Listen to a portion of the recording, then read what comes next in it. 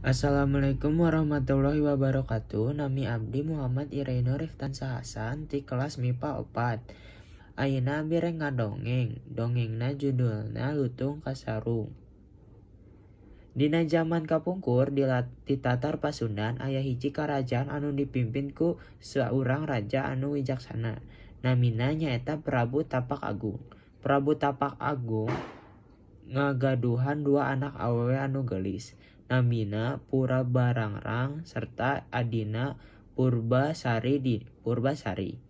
Dina wanci ngedeketan akhir hayatna Raja Prabu Tapak Agung nunjuk Purbasari putri bungsuna pikeun ngagentosan jabatana.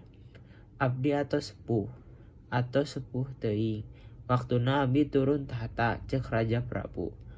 Lamun di lain sisi Purbarangrang anu mangrupa kakana Purbasari manehna henteu setuju adina diangkat ngagantikeun bapana.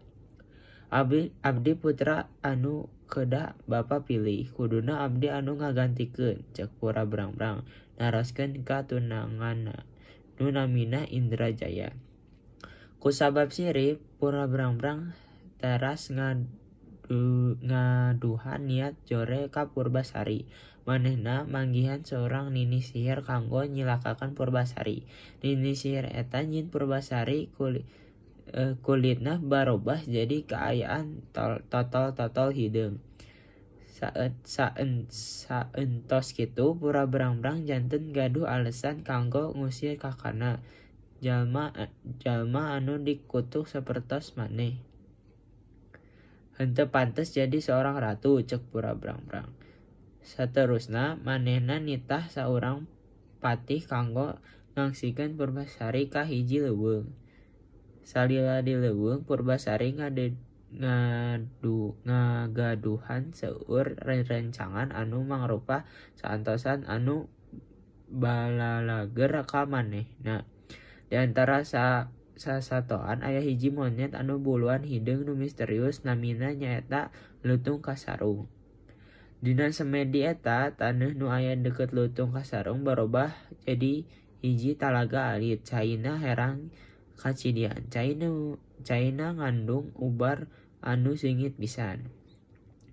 Enjing poena Lutung Kasarung panggih Purbasari serta nitah Purbasari ibak di talaga eta. Naon mangpaatna pikeun abdi, pikir Purbasari. Nanging anjeunna nurutkeun wae telami saenggeus manehna nyeburkeun awakna, kulitna berubah jadi bersih serta geulis supados harita deui. Setepi di hutan, Purabrang-brang mamanggih adinya si Purbasari. Purbarangrang teu percaya ningali adina tiasa jadi geulis deui kos harita. Purabrang-brang embungeun eleh. Teras anjeunna ngajak Purbasari nitah ngadu papanjang-panjang buuk. Sanu paling panjang buukna meunang. Manehna anu menang, saur Purabrang-brang. Mimitina Purbasari alimeun, nanging Purbeda terasan ngadesak. Nah pas ditingali buuk Purbasari malah nu leuwih panjang ti Purbarangrang. Kajeun ayeuna abdi eleh nanging ayeuna hayu urang paganteng-ganteng tunangan. Tah ieu tunangan abdi, saur Purabrang-brang. Sabari nyamperkeun ka Indrajaya. Purbasari miminta gelisah dalantaran kabingungan. Akhirna Purbasari narik penangan Lutung Kasarung. Lutung Kasarung ojol-ojol kawas mangmenangkeun Purbasari.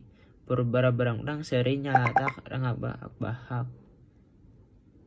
Jadi monyet eta tunangan maneh, saur Purabrang-brang. Dina wanci eta oge Lutung Kasarung teras ngageura semedi sakedap. Serta lumangsang berubah jadi lalaki anu ganteng kacidaan leuwih ganteng ti Indrajaya. Purabrang-brang akhirna ngaku kaelehanana serta salila ieu ka Purbasari. Manehna menta dihampurakeun sagala kasalahanan ka Purbasari serta menta supados henteu dihukum.